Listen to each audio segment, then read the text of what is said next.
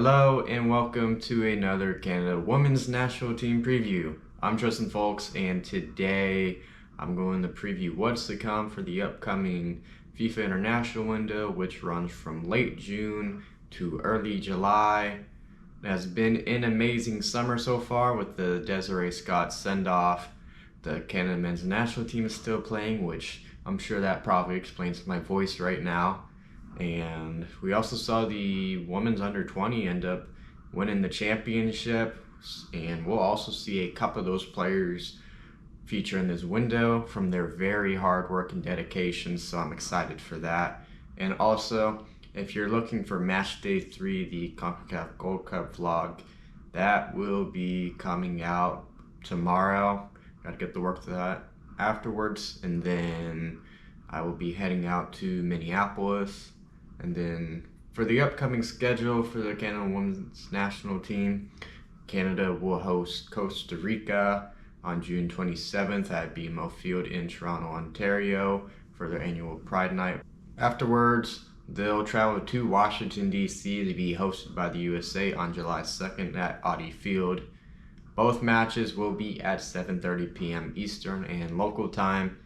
And the competition has definitely been increased, as in the quality of opponent.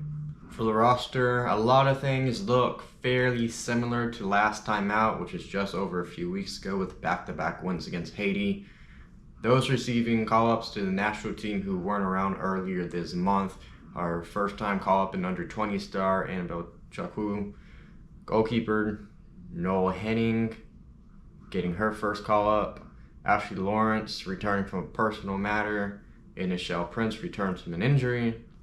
Those who are out due to injury are Kadesha Buchanan, who continues to recover from her torn ACL.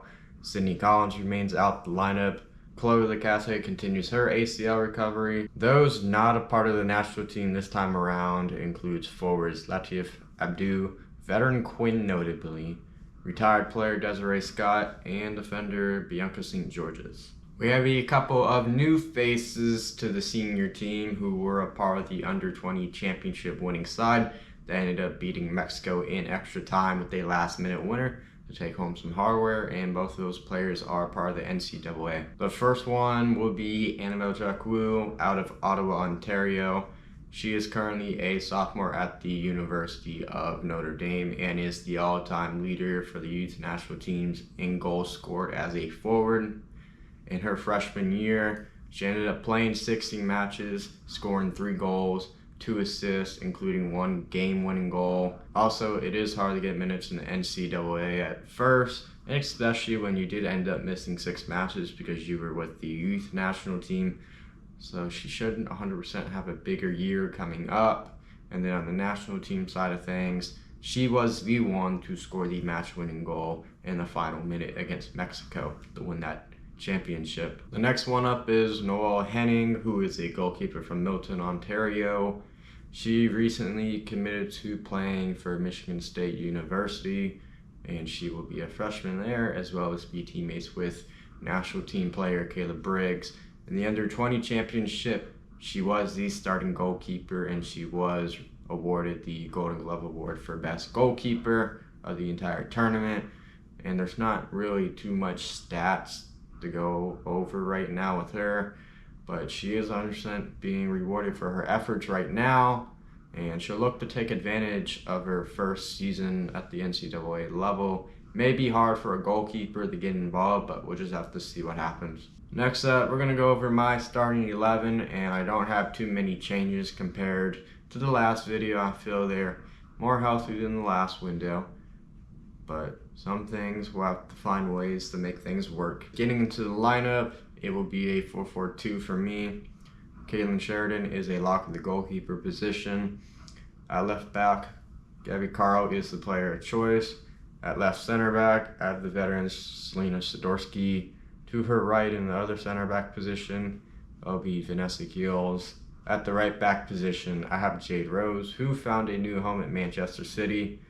At the left wing back position, Mary Yasmin Aladou continues to be a lock for me currently. At left midfield, I'm going to have Emma Regan this time around, and the captain Jesse Fleming will be on the right.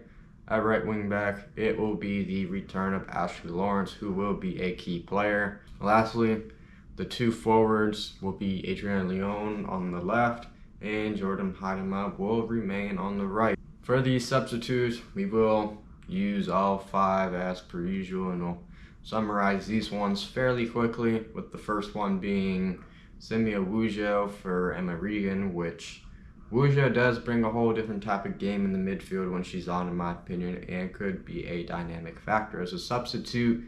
And Wujo is more physical than anyone else in the midfield currently. My second substitute features Holly Ward, who has blossomed this year big time in the NSL.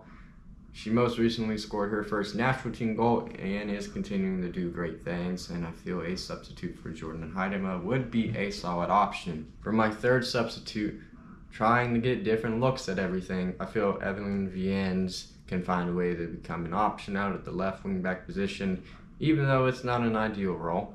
But I think it could possibly work, and this would replace Marie Yasmin-Aladou. And for substitute number 4, Yanni Sonas actually got a look at the right wing back role as well as the right back in the previous window. I thought she panned out fairly well. I'm going to go for a change at right wing back again, and it would be for Ashley Lawrence. And for my final sub in the back, I'm looking for veterans more than anything this time around this window. And for my selection, it's going to be Marie Levisser playing as a right back where she started in the previous match. She looked comfortable and she would replace Jade Rose. Alright, now we're going to give my predictions for both of these matches. So for the upcoming match against Costa Rica, I'm going to go with a 3-0 win at home in Toronto, with goals coming from Fleming, Gilles, and Leon. It has thankfully cooled down in Toronto because I heard all about that heat wave. So it should honestly be good weather for them. Afterwards, they'll make the flight to Washington D.C. to be hosted by the USA. And in my opinion, I'm going to go with the loss for Canada with the score of 2-1 in favor of the USA with the lone goal from Heidema. I don't have a true benchmark yet for Casey Stoney since she's taken over the national team manager. So I feel this score prediction right now is appropriate, and we'll see who ends up shining bright and what needs to improve in the future. Lastly, we'll highlight the NSL currently, looking at the current table, stat leaders, and then we'll see how our 2 active national team players have done in the past month.